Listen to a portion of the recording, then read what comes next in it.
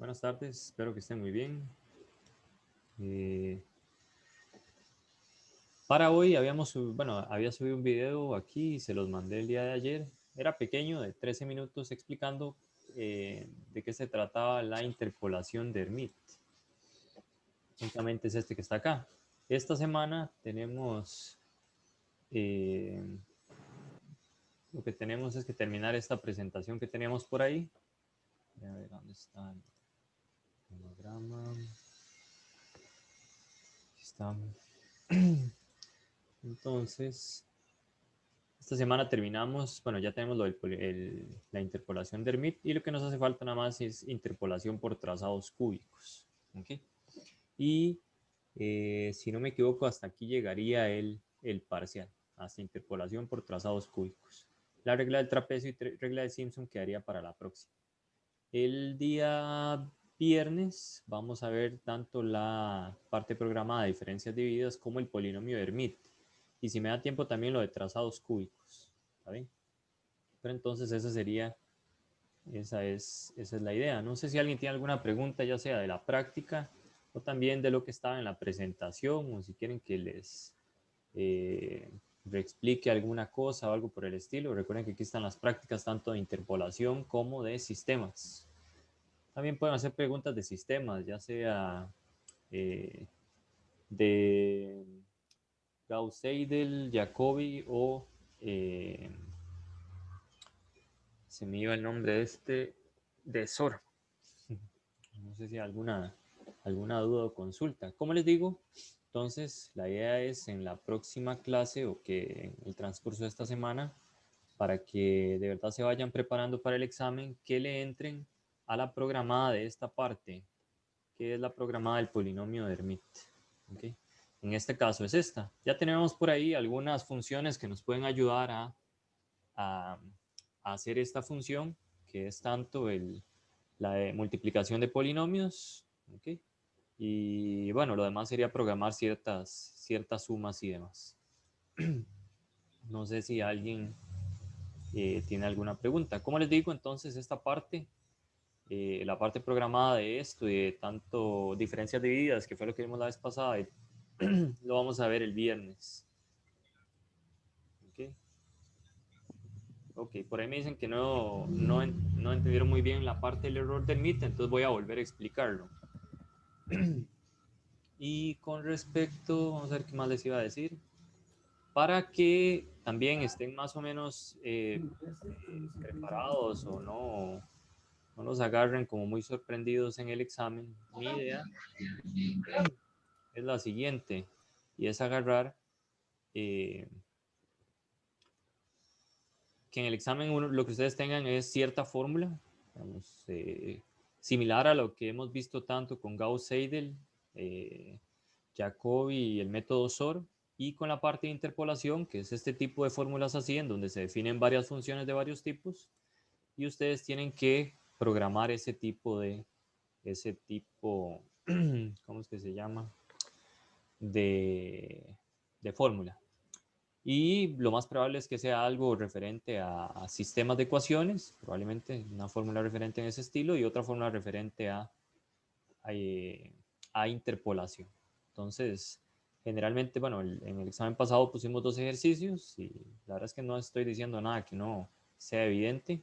Y en esta parte, pues también vendrían probablemente 2 tipos de ejercicios. Uno probablemente similar a la parte de interpolación y otro similar a la parte de sistemas, con fórmulas así como están aquí. Entonces lo importante es saber interpretarlas. Ahí, la vez pasada también en la parte programada he intentado ir poco a poco desarrollando cada una de las fórmulas y ver cómo entrar a la parte programada. Otra vez, la idea de que ustedes trabajen desde hoy hasta el viernes en este tipo de problema, en este tipo de problema, es que vayan desarrollando esa parte. Recuerden que los lunes y los jueves tenemos consulta. Nadie me ha mandado ningún mensaje al grupo diciéndome que se va a conectar.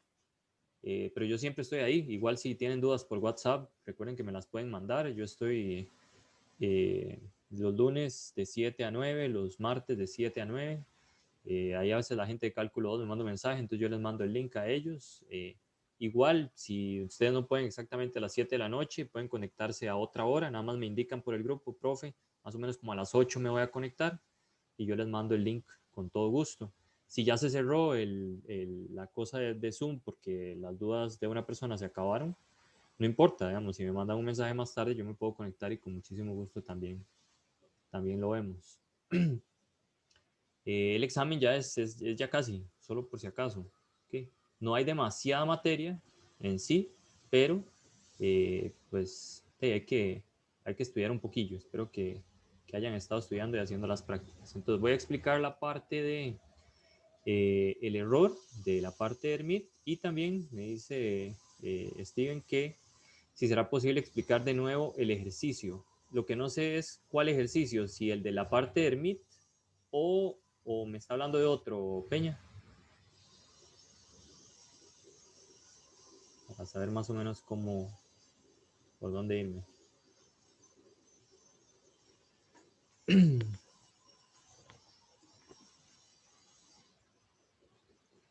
Okay. Bueno, mientras Peña me responde, voy a atender la duda de Alex, que fue la primera, de explicar lo del error. Okay. Muy bien. Para la parte del error, entonces vamos. Profe, ¿Sí? Steven ya respondió. ¿Perdón? Steven ya respondió. ¿Quién ya respondió, perdón? Steven, Peña. Ah, ok, gracias. El de la parte del MIT. Ah, está bien. Entonces voy a explicar todo el ejercicio y al final vemos lo del error. ¿Le parece, Alex? Sí, profe, justo por eso, para que sea de una sola vez. Ok, está bien. Okay. Don Luis, ahorita atiendo a esa duda. Está bien, nada más por favor me lo recuerda apenas termino la parte de Hermit. Okay. Muy bien, entonces vamos a ver esta parte de acá. Muy bien. Ok. El polinomio de Hermit lo que intenta, en realidad, a grosso modo, es que la función o el polinomio que uno encuentra no solo coincida en los puntos, sino que las pendientes de las rectas tangentes a la curva, tanto del polinomio como de la función original que pasa por esos puntos coincidan. ¿Cómo se puede hacer eso? Recuerden que la derivada evaluada en un punto es la pendiente de la recta tangente en ese punto. Entonces, para que tengan la misma monotonía, ser crecientes, decrecientes, etcétera, entonces uno a veces quisiera que no solo coincidan los puntos de la función, sino en los puntos de la derivada. ¿Okay? Y eso ayuda a que se dé una mejor aproximación de la función hasta cierto punto. ¿Okay? Entonces, en ese caso, en el caso de Hermit, nos van a dar no solo los puntos de x y de y, sino los de la derivada. ¿Okay? Con respecto a los puntos de x que teníamos por acá. Muy bien.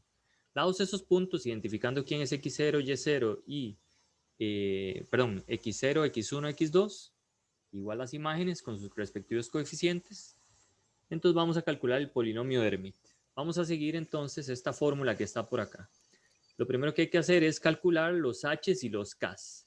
Pero para calcular los h's y los k's, necesitamos calcular tanto el L como la derivada evaluada en un punto del L.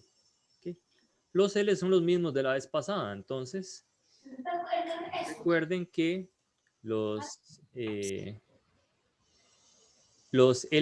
bueno, L0, L1, L2 dependen es el producto o la productoria.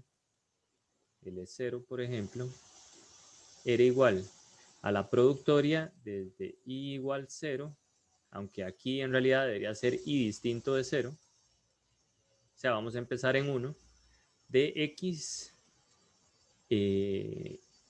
menos, aquí sería menos, voy a borrar esto, sería X menos XI dividido entre X sub 0, en este caso menos XI. ¿Sí? Muy bien, en este caso sería X menos X1 sobre X0 menos X1. Vamos a ver que estamos en lo correcto. Este es X0 y este es X1. Entonces estamos bien. ¿Okay? Ese es el primer factor. El segundo factor sería con x menos x2 sobre x0 menos x2. Vean que x2 es 1. Entonces también estamos bien. Multiplicamos, hacemos todas las multiplicaciones, sumas y restas, y nos da este polinomio. ¿Okay? Ese sería el S0. De forma análoga, calculamos L1 y L2. Vean que es el mismo rollo, nada más que aquí este sería x menos x0, x1 menos x0, y este sería x menos x2 sobre x2 menos x, perdón, x1 menos x2. Nada más omitimos los que tenían x1. Y pues nada, haciendo sumas y restas y multiplicaciones ya nos queda el polinomio. ¿Ok? Así calculamos L0, L1 y L2. ¿Para qué necesitamos esos? Para calcular los H's y los K's. Entonces, necesitamos tomar esos L's y elevarlos al cuadrado. Esa es la primera cosa que habría que hacer. Y lo segundo sería calcular las derivadas de esas funciones LK, esos polinomios que quedan, y evaluarlas en el X correspondiente, dependiendo del índice que tenga por acá. Por ejemplo, la derivada de L0 la vamos a evaluar en X sub 0, ¿okay? Que es lo que se hace acá. Entonces, calculamos la derivada de X0, perdón, de L0. Calculamos su derivada, nos da este polinomio. Ahora evaluamos en X0. Vean que X0, otra vez, voy a volverme. X0 era menos 1. Entonces ahí es a donde lo evaluamos. X0 es menos 1. ¿Dónde está? Aquí está. Okay. Y eso nos da menos 3 medios. Ok, hacemos lo mismo con L1, nada más que ahora evaluamos en X1 y lo mismo con L2 y evaluamos en 1. Okay. Eso nos da los coeficientes de esta parte. Okay. Este otro factor, ya tenemos quién es X1, X2, bueno, X0, X1, X2, entonces lo podemos sustituir. Lo único que nos hace falta es tomar estos LKs y elevarlos al cuadrado. Es tedioso, no hay duda alguna. Okay. Pero bueno, no es algo tampoco muy difícil de hacer, es solo hacer puras fórmulas notables. ¿Okay?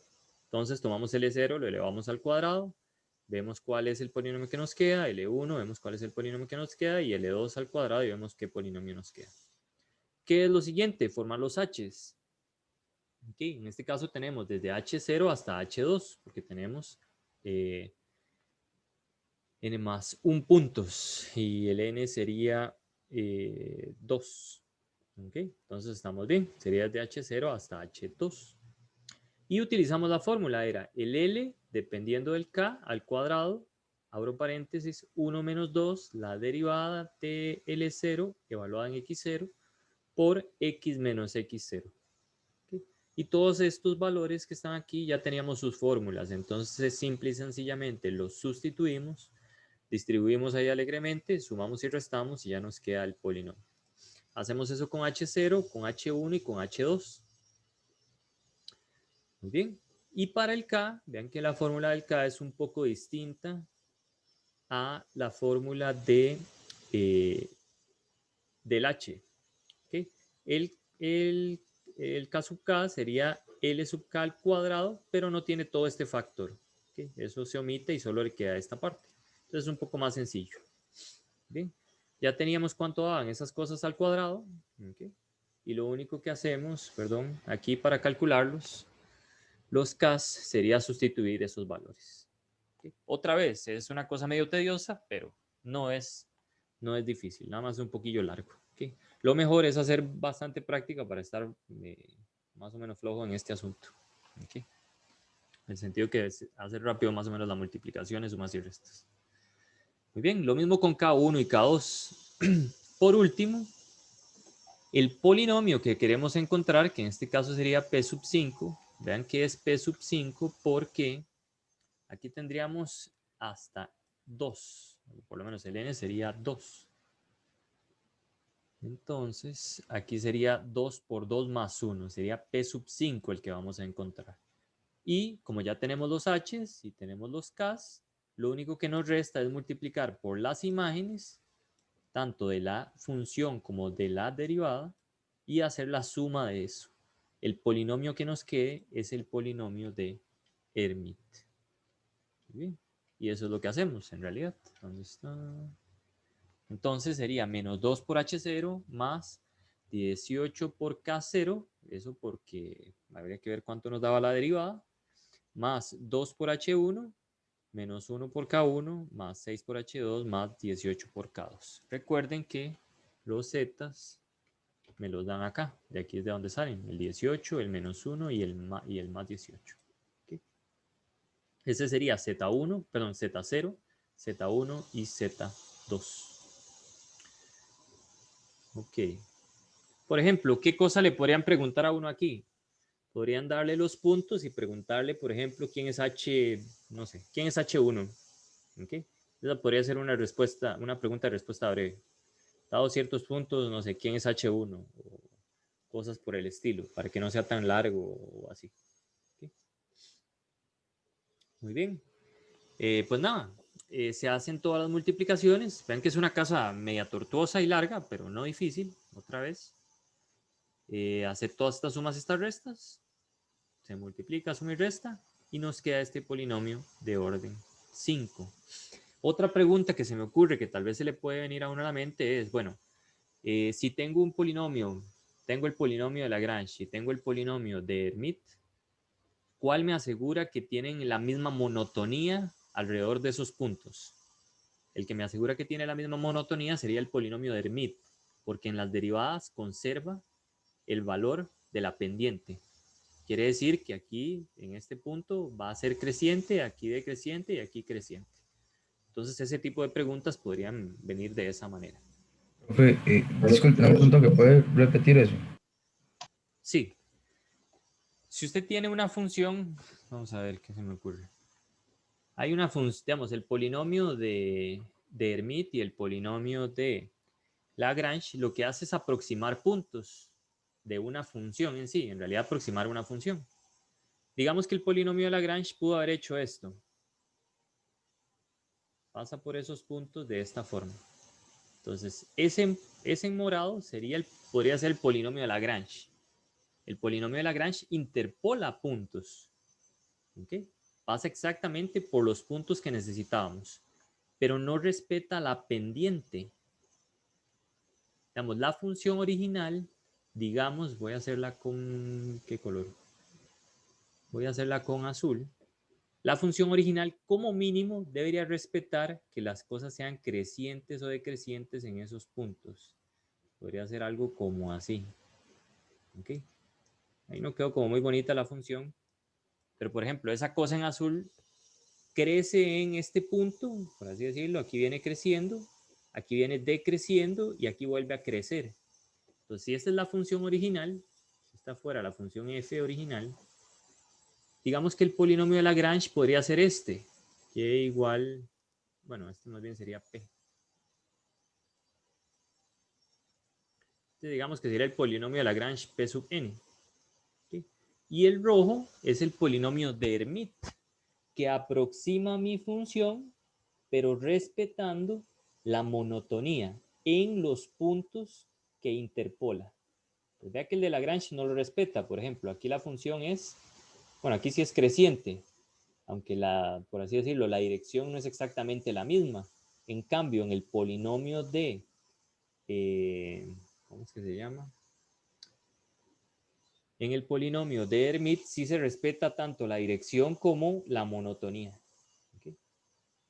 Por ejemplo, aquí el morado en esta parte es creciente, en este punto la función o el polinomio de Lagrange, pero la función y la derivada me indican que ahí más bien debería ser decreciente la función. ¿Okay? A eso es a lo que me refiero. No sé si me he hecho Sí, entender. sí, sí, profe, perfecto. Muchas gracias. Con gusto. ¿Sí? Entonces, Profe, esa es una ventaja del polinomio de Hermite. La desventaja es que hay que hacer muchos más cálculos. ¿Okay? Entonces, de ahí se dura más, pero por lo menos la aproximación que se tiene respeta ese tipo de condiciones. No sé si a Peña le quedó más o menos claro esa parte o quiere que me detenga en algún otro punto por ahí para ya pasar a lo del error. profe, a mí, digamos, con esto que estaba diciendo, ¿en qué otros casos o cómo sabe uno para ver cuál usar, digamos, si Lagrange o este? Vamos, en este caso usted ya explicó bajo esos términos que es mejor Hermit, pero digamos, ¿en qué me tengo que fijar en general, digamos, Ajá. para usar uno del otro o según el ejercicio? Eso en realidad va a depender un poco de los datos que me den, Alex, porque el problema también del polinomio de Hermite es que aparte de los puntos que tengo que interpolar, me tienen que dar las imágenes de las derivadas. Entonces, si me dan las imágenes de la derivada, uno esperaría hacer el polinomio de Hermite. Si no me las dan, en realidad no tengo forma de encontrarlas, entonces tendría que calcular el de Lagrange. Si me dicen, por ejemplo, ¿cómo puedo hacer para calcular un polinomio en el que tenga también como cierta monotonía igual a la función? Uno diría que el que quiere calcular es el de Hermite, mientras uno tenga los datos de las derivadas, de las imágenes de las derivadas. Ok, listo, gracias, profe. Con gusto. Profe, El problema de todo esto, en realidad, al final de cuentas, es los datos que uno tiene. Dependiendo de los datos, eso es lo que uno puede utilizar. Y así es en la vida, digamos. A veces es muy complicado. A veces uno solo tiene ciertos datos y lo que puede hacer es un cálculo, una proyección, pues muy simple, pero es porque la cantidad de datos que uno tiene es muy poca. Dígame, compañero. ¿Y qué sucede si uno calcula el polinomio de Lagrange y con ese saca las derivadas y con ese intenta hacer el Hermite? Ahí no se llegaría a ningún lugar. El problema es que ahí estaríamos. El problema es que, vamos, si usted calcula el polinomio de Lagrange, en realidad usted lo único que usted sabe de fijo es que pasa por los puntos. ¿Ok? Y usted puede graficar el polinomio. Digamos que este es el polinomio, vamos a ver si tenemos, bueno, digamos que este es el polinomio de Lagrange. ¿Ok? Y usted calcula las derivadas y evalúa. Entonces, lo que eso le daría es una aproximación del valor de la derivada, pero no quiere decir que sea la misma. Más bien, por ejemplo, si tuviéramos un polinomio así, vamos a ver, algo así, vea que cuando usted, si este es el polinomio de Lagrange, P sub n, y digamos que esta es la función original, la línea roja, entonces si usted calcula el polinomio de Lagrange en 1, digamos que lo deriva y lo evalúa en 1, esta pendiente vea que le da menor que 0, porque la pendiente de la recta tangente aquí sería decreciente. Bueno, la recta sería decreciente, entonces el valor de la derivada evaluada en ese punto sería negativo. Pero vea, voy a borrar esto aquí, voy a ponerlo. Entonces esa pendiente lo que me indica es que el valor de la derivada evaluada en 1 del polinomio de Lagrange es menor que 0. Pero ¿qué pasa con la función original? Si la función original era la roja, entonces, ¿qué se me hizo? Aquí está. Entonces, más bien, la función original, vea que la derivada de la función f evaluado en 1 da mayor que 0. ¿Ok? Entonces vea que si yo calculo el polinomio de Lagrange, lo derivo y lo evalúo, no me garantiza nada en absoluto que tengan el mismo signo ni siquiera, y muchísimo menos que tengan el mismo valor numérico. Ese es el gran problema. ¿Ok? Entonces eso no me ayuda a aproximar, por así decirlo, los puntos de la derivada. ¿Me explico, compañero? Ok, entonces eso significa que la derivada de Hermite es la misma que el de la función original, ¿es correcto, verdad? Exactamente, eso es. Esos datos sí me los tienen que dar desde antes. No tengo forma de averiguarlos, digamos. Ok, gracias. Okay. Bueno, aunque si a usted le dicen la función exacta, digamos, que no tendría mucho sentido porque así uno puede calcular la aproximación, pero en los ejercicios podría venir de esta manera. Le dicen, bueno, usted tiene que f de x es igual a, yo qué sé, a 7 por raíz de x más 3, como el ejemplo que hicimos la vez pasada. ¿Okay? Y a usted le dan solo el soporte, o sea, le dan quién es x0, quién es x1, quién es x2. ¿Okay? Entonces, si le dicen calcule el polinomio de Lagrange, usted lo puede calcular calculando los y's, nada más evaluando en la función, ¿verdad? Calcula y0, calcula y1 y calcula y2. Pero si me dan la función, yo también podría derivarla. Voy a calcular f', que sería igual a 7 sobre 2 raíz de x más 3. Y cuando yo derivo, también podría encontrar los zetas para calcular el polinomio de Hermite, z0, z1 y z2. ¿Okay? Entonces, en ese caso, pero es porque tengo ya la función a priori, ¿okay? Yo puedo calcular tanto los valores de y como los valores de la derivada derivando esta función, valga la redundancia. ¿Okay? Entonces ahí sí podría calcular tanto el polinomio de Lagrange como el polinomio de Hermite. ¿Qué más les puedo decir? Profe, disculpe una consulta, es que, bueno, al parecer no he entendido. Entonces, la función, es que yo pensé que la función, o sea, que el polinomio sería, pues, la función de los puntos, pero entonces no sería ese f de x que usted, digamos, escribió ahí. No. Vea, vamos a ver si al puro principio en Lagrange tenía un ejemplito. A ver, aquí está. Este es el polinomio, pero había un dibujito que vi por aquí. Aquí está. Ok. En realidad,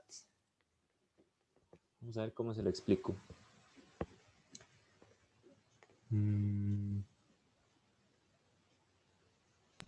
Se me ocurre una función económica, digamos. Pensemos que... Es por ser una aproximación, esa es la diferencia. Exacto. Es que Ah, ok. en realidad, por ejemplo, piense que usted quiere modelar algo... Vamos a ver qué se me ocurre, así como más o menos fácil, ¿no? Por ejemplo, usted quiere modelar... usted tiene una función que es la función, por así decirlo, de... Usted quiere calcular la función de ingresos, ¿ok? O la función de costos de su empresa, ¿ok? Pero de buenas a primeras uno no tiene una función. Lo único que usted sabe en el tiempo es, bueno, yo en el tiempo, digamos que este es el tiempo 1 más bien, en el tiempo 1, yo sé que mis ganancias fueron negativas, ¿ok? En el tiempo 1 mis costos fueron -1, digámoslo así. Sé que no viene mucho al caso con esta función, pero voy a hacerlo con otra. Voy a usarlo de la función de costo, por ejemplo. Uy, porque todos nosotros algún día quisiéramos tener una empresa. Y hagamos una cuadrática. Y igual... Bueno, voy a hacer una recta, común y silvestre. Bueno, x a la 3 más 2x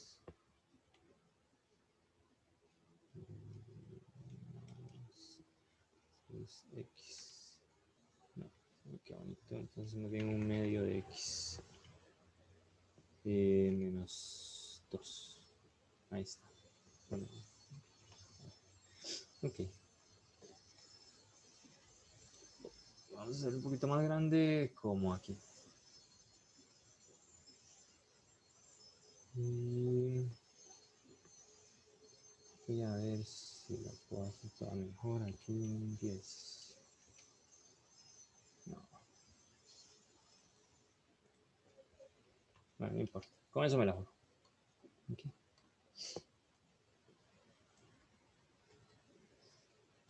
Y vamos a hacer un poquito más grande. Ok. Por un momento piense que usted tiene una empresa, ¿okay? Y usted se dio cuenta que, bueno, el día 0 tuvo 0 ingresos. Entonces digamos que esta función verde, que todavía en realidad no sabemos quién es su función de ingreso con respecto al tiempo. ¿Okay? Esta va a ser Y. ¿Okay? Pero entonces, como al principio uno no sabe nada más usted empieza a vender. Entonces el primer día tuvo 0 ganancias. ¿Okay? El segundo día, entonces tuvo un poco más de ganancias. Tuvo, no sé, cierta ganancia ahí, 0.11. El cuarto día, usted se dio cuenta que tuvo una ganancia de este valor que está por acá, que sería 0.27. El sexto día tuvo una ganancia de 0.51, el día 8 tuvo una ganancia de 0.9 y el día 1 usted tuvo una ganancia de 1.49. ¿Okay? Entonces digamos que esa es su función de, o sea, usted cuando empieza a vender encuentra estos puntos después de, ¿cuántos días? Como después de 10 días de vender. ¿Okay? Entonces usted se da cuenta que esos puntos representan su ingreso en el tiempo. Entonces usted dice, ok, yo voy a intentar crear una función, yo no sé cuál es la función de ingreso, es que eso se ve tal vez más en economía, digamos, existe una función de ingreso que es como la función continua en cada momento en el tiempo de sus ingresos, ¿okay? Que esa en realidad uno nunca la puede conseguir porque uno no puede guardar datos infinitamente, digamos, en el tiempo. Pero entonces existe una función de ingreso que uno no conoce, pero uno sabe que existe, ¿okay? Porque hay una función que lo modela. Pero entonces usted dice, bueno, ya, dado que yo no puedo tener esa función explícita de ingreso, entonces yo lo que voy a hacer es calcular una función aproximada. ¿Y cómo hago eso? Bueno, dado que tengo los puntos de mi función, puedo calcular un polinomio que pase por ellos, como este polinomio que está aquí. Este es un polinomio de grado 3. ¿Okay? Mi función de ingreso podría ser que haya sido más bien como viene por acá, se mantuvo constante un día, luego subió un poquito, luego bajó, ahí iba, otro día subía, bajaba el ingreso en ciertos momentos, pasaba por ese punto y ahí iba, digamos, la cosa. Entonces digamos que la función original de ingreso era esta función en azul. ¿Okay? Entonces sería la función de ingreso verdadera. ¿Okay? Pero mi aproximación o con lo que yo voy a calcular mi ingreso va a ser la función en verde, que es un polinomio de interpolación, que sería este que está por acá. Y ese sería P sub n en el caso de Lagrange. Entonces, mi función de ingreso literalmente es casi imposible de averiguarla. Entonces yo lo que digo es, bueno, voy a calcular una aproximación de esa función de ingreso para proyectar mis ingresos en el futuro. ¿Okay? Con un cierto margen de error. Vea que, por ejemplo, en el día 9, que sería aquí, en el día 9 anda como por aquí la cosa. ¿Okay? Hay un cierto margen aquí. Ese sería el error de mi aproximación, que se me daría este valor en el polinomio, con el valor real de mi ingreso. Uno esperaría que ese error no sea muy grande para que la proyección que yo haga para mis ingresos no sea muy alta. ¿Okay? No hay un error demasiado grande. Entonces, ajá.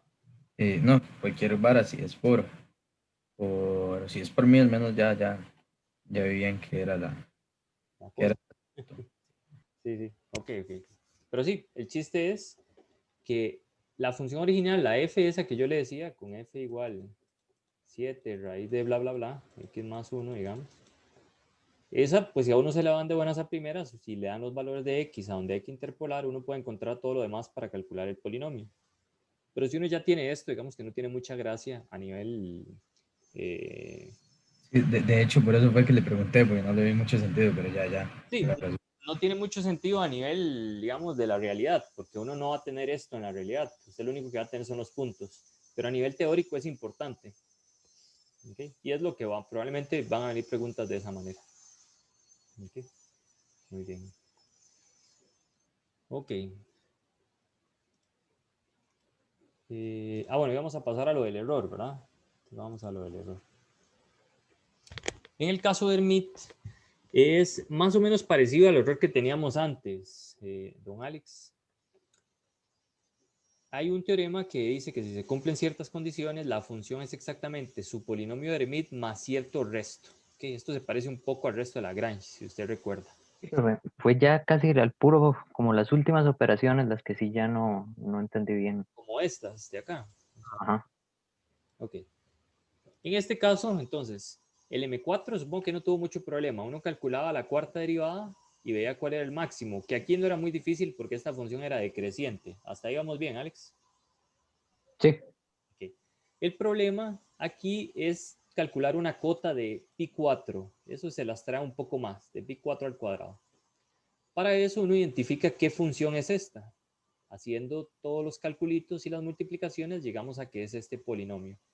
Entonces, ¿qué es lo que quisiéramos? Encontrar un valor que sea más grande que todos los valores que pueda alcanzar esta expresión. Para eso, intentamos buscar los puntos críticos. Entonces, tomamos esta función, la derivamos, calculamos sus puntos críticos y como estamos en un intervalo cerrado entre 1 y 2, agarramos los puntos críticos, los extremos del intervalo y los evaluamos en la función original, que era pi a la 4 al cuadrado. Los evaluamos y vemos cuál es el más grande de todos ellos. En este caso, el más grande de todos ellos es 1 entre 16. Eso quiere decir que toda mi función a lo sumo es 1 entre 16. Ahora, quiere decir que esta expresión, recuerden que era menor o igual que m4 entre 4 factorial por pi sub 4 al cuadrado. Okay. Por un lado, m4 es menor o igual que 6. Eso es lo que se vio en la parte de ver cuál era el máximo de la derivada. El 4 factorial que está aquí abajo, no le hemos hecho nada, pero 4 factorial es 24. ¿Okay? Y por último, este pi4 de x cuadrado, el hecho de haber calculado todas esas derivadas y demás, era para ver que eso siempre es más chiquitito que 1 entre 16. Entonces, toda esta expresión también sería menor que esto que está aquí, que al final de cuentas es este valor. Se multiplica y ya nos queda 1 entre 64. Esa sería la cota del error del polinomio de la aproximación de Hermite. No sé si eso ayuda a la causa, don Alex. Sí, profe, y digamos, siempre va a ser estrictamente menor. Sí, siempre vamos a buscar cotas que sean mayores que él, o sea, que esta expresión sea menor o igual que ese valor. Profe, si digamos me diera mayor, es de fijo que me equivoqué. Correcto. Ok. O digamos, se equivocó o con los datos que se tiene no se puede encontrar. Por ejemplo, en el examen pasado, por ahí en la clase pasada, una persona me hizo una pregunta de la parte del examen que venía en unas exponenciales, como e a la menos teta 1 más e a la menos teta 2 o teta 2, no sé, depende. Yo lo puse con 2. Y aquí venía x1 menos x2. Entonces uno, por más que intentara acotar esto por arriba, nunca llegaba a que fuera menor que un número menor que 1 por x1 menos x2. Entonces ahí uno dice, bueno, ahí no se puede encontrar, no se puede encontrar. Nada más hay que estar bien seguro. Okay. Ok, eso era. Gracias, profe. Ok, me pregunta, vamos a ver, Una pregunta respecto a esto, ¿dónde salió ese 1.5? ¿de dónde sale el 1.5? Esa es la pregunta. Sí. El 1.5 sale de los puntos críticos de esta función. Cuando usted deriva esta función, le queda, cuando ya usted factoriza la derivada, le queda x menos 1, 2x menos 3 y x menos 2. Entonces, de aquí Ok. tenemos x igual 1, de aquí x igual 3 medios, que es 1.5, y aquí x igual 2. Aquí de pura guava, los extremos del intervalo coinciden con dos puntos críticos. Entonces, de cuando uno evalúa da igual. ¿Ok? Pero hay que evaluar el tercero también. Profe, ¿qué fue lo que dijo el menor? Es que algo así escuché, pero no. ¿Qué fue lo que dije de él? Es que cuando le estaba explicando a Alex dijo que eso tenía que ser menor a algo, pero no sé, no recuerdo. O sea, Ok. Que esta función, digamos, la función que usted vaya a acotar o la derivada, dependiendo si es el máximo, digamos, si es m4 o si es el pi, uno siempre necesita que sea menor o igual que un número para encontrar la cota, no mayor. Es que Alex decía, ¿qué pasa si el m4, digamos, o sea, si la derivada me queda mayor que 3? Entonces ahí no lo puedo utilizar como cota, porque yo siempre quiero que sea menor. Algo estoy haciendo malo si me queda al revés. Por ejemplo, tal vez no usando el valor absoluto o cosas por el estilo. No sé si a eso es a lo que se refería. sí, pero en ese caso tiene que ser menor a qué. A un número, por ejemplo aquí, andamos buscando el máximo de la derivada. Entonces, la derivada a lo sumo es un número. Por ejemplo, entonces, todas las derivadas son menores o iguales que 6 en este caso. ¿Okay? Porque, digamos, el máximo de la derivada es de la forma 6 entre x a la 4. En el intervalo 1, 2, esto puede tomar a infinitos valores. Más bien, toma infinitos valores. La pregunta es, ¿cómo hago para que esto sea, o sea, cómo sé si esto es menor que un número explícito? En este caso, como es un intervalo cerrado, si uno evalúa en 1, por ser una función decreciente, ese es el valor máximo. Entonces, esta cosa es a lo sumo 6.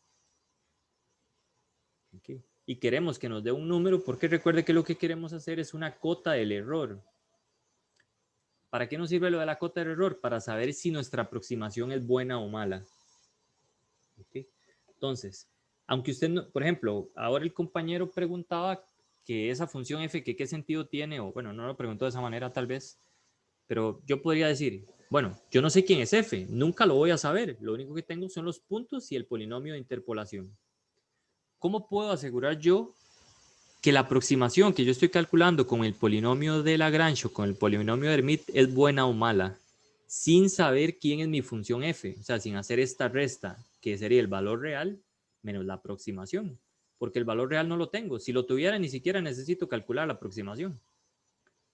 Entonces, para eso sirve esta cota del error, ¿okay? Que sería buscando un máximo de la derivada, buscando el máximo de esto y dividiéndolo entre este factorial. Si eso me queda, si esto me queda menor que 10 a la 5, a la menos 5, digamos, yo digo que tiene más o menos como 4 decimales de aproximación, sin siquiera conocer la función. Esa es la idea de la cota del error. Por eso uno siempre acota por encima, porque si usted lo pone por debajo, si esto es mayor que 1, eso no me dice nada con respecto al error, nada más me dice que es más grande que 1 todo el error.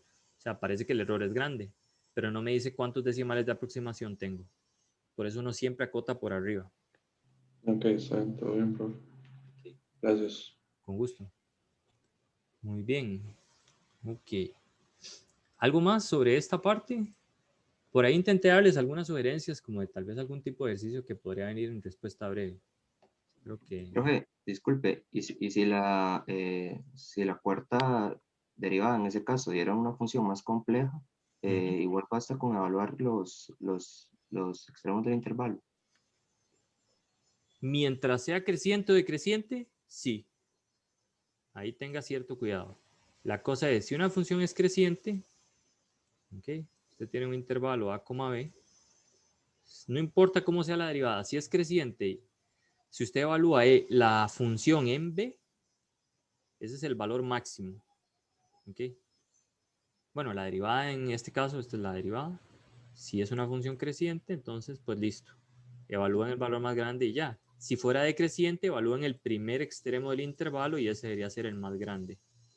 Entonces, si la derivada es más compleja, la cosa es ver si es creciente o decreciente. Y si no, por ejemplo, a veces en algunas preguntas del examen pasado se les da un intervalo donde la función crecía y decrecía. O sea, había que hacer un cuadrito de signos y determinar, dependiendo de cómo era este asunto en el intervalo, entonces, cuál sería el valor máximo al que uno puede evaluar la derivada. ¿Okay?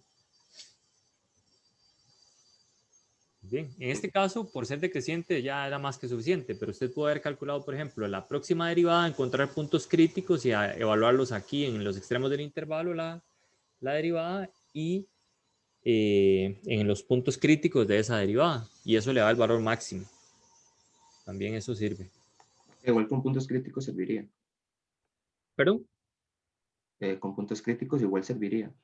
Correcto, también serviría con puntos críticos, porque es un intervalo cerrado, esa es la salvada. Ok, pues, Más bien, ni siquiera habría que hacer cuadro de signos. Con que la función fuera continua, derivable y usted encuentre puntos críticos, no hay que hacer ningún cuadro de signos, porque como es un intervalo cerrado, uno sabe que el máximo es el que usted evalúe y le dé más grande, en valor absoluto en este caso. ¿Okay? Entonces, listo, ni pues. siquiera hay que hacer ese análisis. Muy bien. ¿Algo más de esta parte? Para si no seguir con la... Creo que por ahí había una duda que tenía don Luis.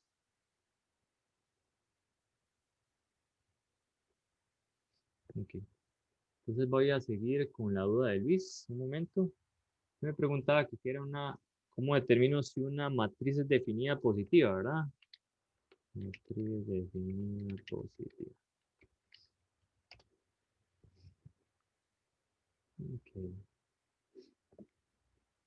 Hasta cierto punto creo que en ese sentido yo creo que no se van a meter mucho con la parte definida positiva, pero hay varias definiciones por acá. Entonces vamos a verlas y algunas propiedades que tiene.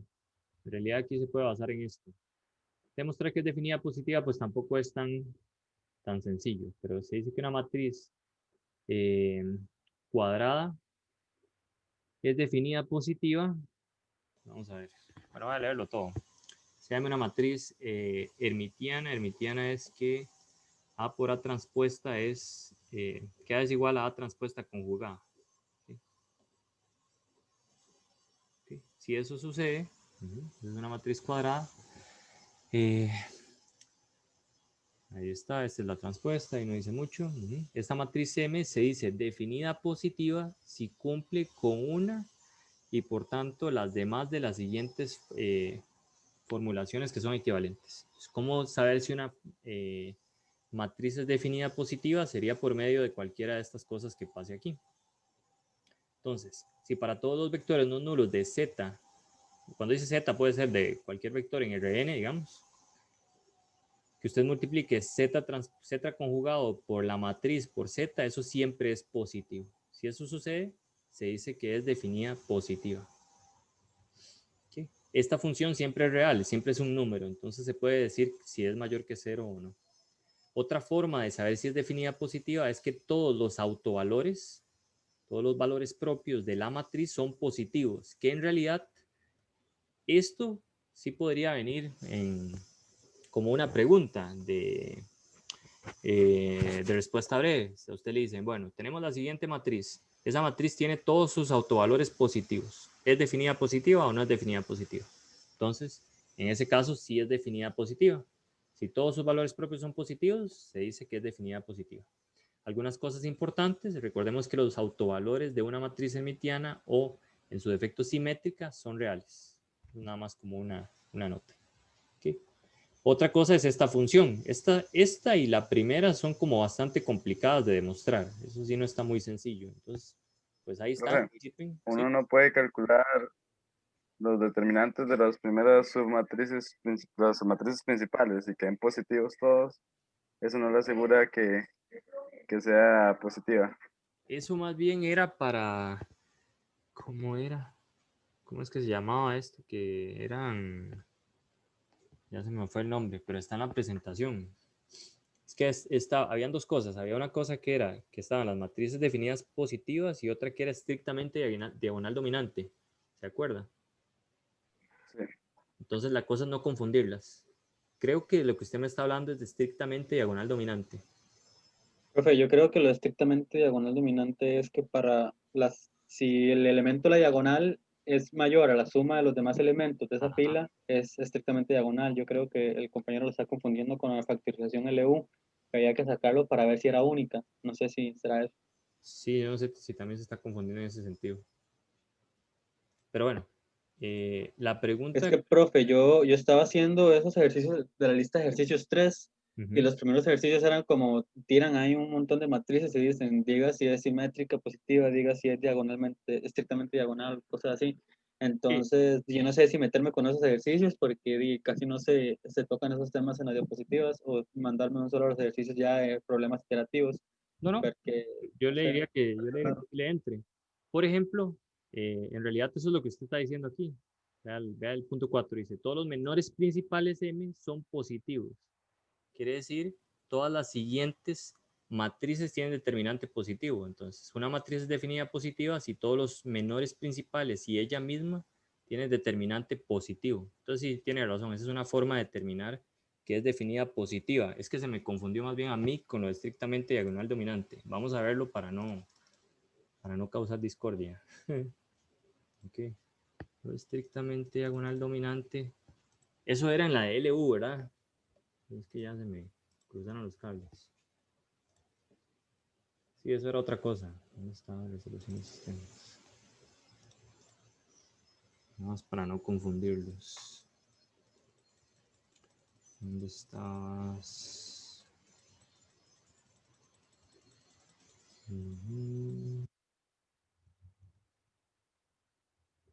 ¿Qué crees? Vamos a ver. Esas son las submatrices.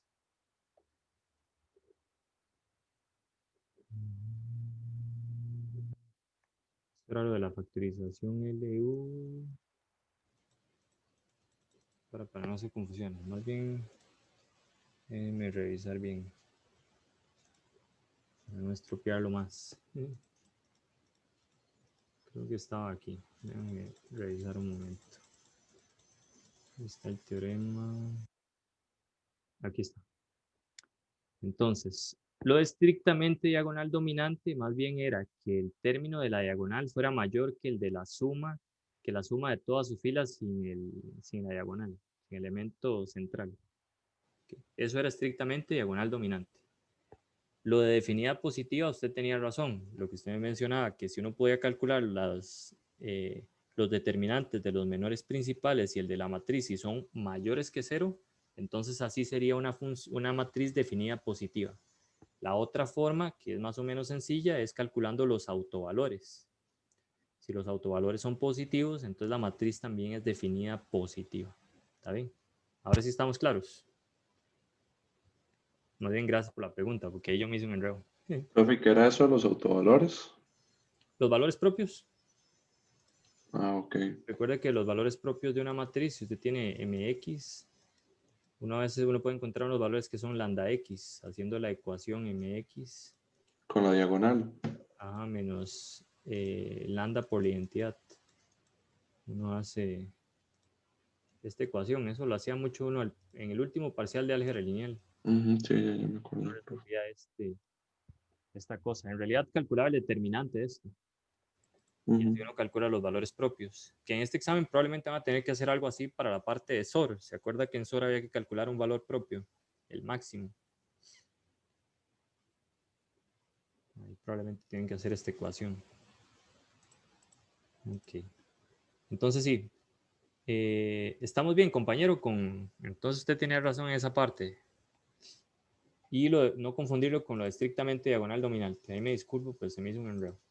Pero aquí está lo de estrictamente diagonal dominante. Eso sí. Y también en esa lista de ejercicios había como una parte donde le decía a uno calcule esto en las matrices. No sé si me permite como dibujarlo porque no sé cómo explicarlo, pero es esto. Calcule él, es en esta parte. Vamos a ver. Sí, es en esa, como, ajá, suba un poco, por no, que suba. Ah, ok, perdón. Esa parte 1.3 que hay eso. Las ¿Qué normas. es eso? Las normas, pero ¿qué es norma de F? Esta es la norma de Frobenius. Esa la vimos, la programamos para el primer parcial. Sí, eso es a lo que se refiere. Pero la norma de Frobenius no es como la norma 2, que sería como sumar todos los elementos al cuadrado. Sí, es que en esta parte esto no se define en ninguna presentación, se definía en otra. Permítame revisar. El puro principio de esto se definen normas, pero para vectores y no para matrices, ¿verdad? Sí, sí. Es que esta lista creo que iba con respecto a otra presentación, pero si tiene dudas con respecto a qué es la norma de esto, voy a buscarlo aquí. Norma de matrices. Norma de matrices. La mayoría se definen. Aquí hay varias fórmulas rápidas. Entonces, por ejemplo, en la norma infinito. Perdón, un momento para estornudar.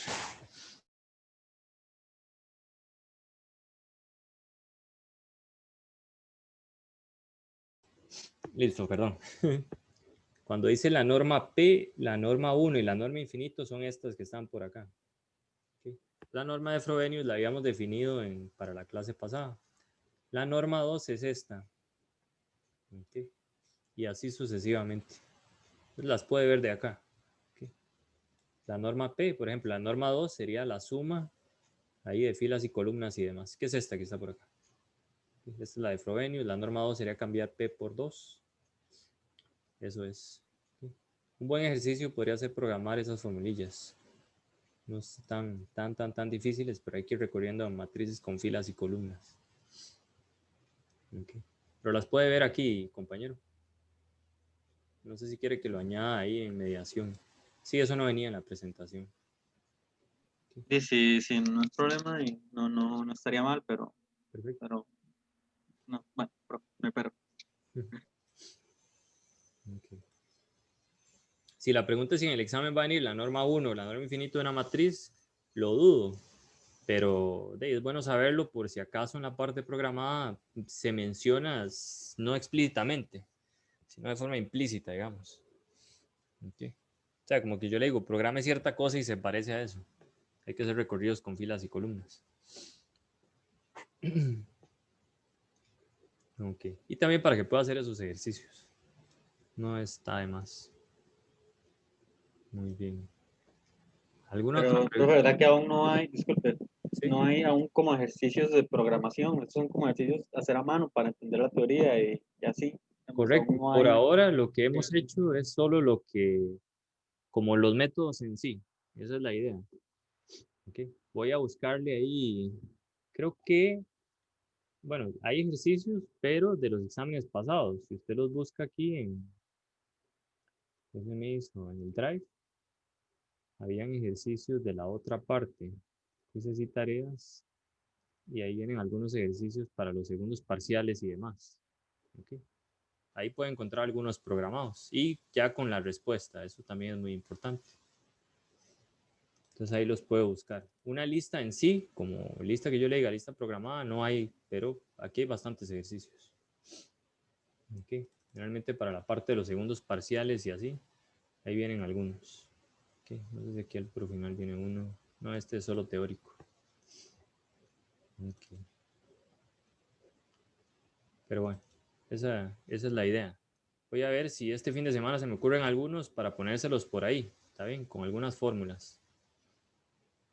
Pero, otra vez, mi idea es que sean fórmulas parecidas a las que hemos visto en clase. Ahí sí no voy a alejarme mucho de ese asunto, tanto de interpolación como de sistemas de ecuaciones, para que como para no hablar cosas que no se han visto, que no hemos visto cosas similares en clase. Ok. ¿Algo más? Muchas gracias por lo de la pregunta definida positiva, porque eso sí no venía en lo más mínimo en las presentaciones y puede que se los pregunten por ahí. Pero, entonces es bueno tener presentes esas dos definiciones en particular, la 2 y la 3. Perdón, la 2 y la 4, que vienen ahí. Okay. Les diría que buscaran un libro, pero toda esta cosa de definidas positivas, así, generalmente vienen en libros de álgebra lineal y vienen perdidas entre todo el libro de álgebra. Entonces, buscarlas es una pérdida de tiempo. Es mejor buscar la definición directamente aquí y ver las propiedades. Ok. Muy bien. Profe, disculpe, entonces para el viernes lo que vamos a hacer es revisar la programación de esto. De diferencias divididas, del polinomio de Hermite, y yo espero mañana hacer también un videito de lo que nos hace falta esta semana, que es lo de trazados cúbicos. Y probablemente lo de trazados, la parte programada, sí la vayamos a hacer el lunes. Y luego tenemos repaso para el examen y el examen casi que es el sábado ya. Ok, gracias. Perfecto. Muy Ya bien. con trazado acabamos toda la materia del examen, entonces. ¿Perdón?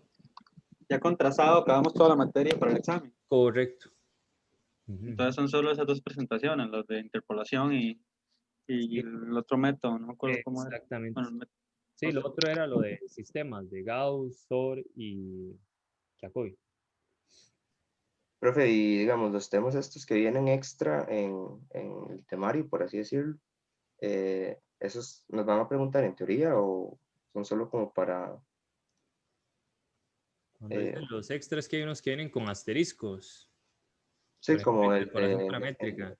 ajá, Eso no viene, digamos, en la parte de respuesta breve no va a venir nada explícito de eso. Esto podría echarle un ojo, por ejemplo, para la parte programada. Por ejemplo, la parte programada, yo podría agarrar una cosa de estas que son similares a las anteriores para ponerlo como fórmula. Entonces, o algo parecido. La vez pasada, no sé si alguien lo notó, pero el ejercicio de las matrices literalmente era la factorización de Cholesky o algo muy parecido a ella.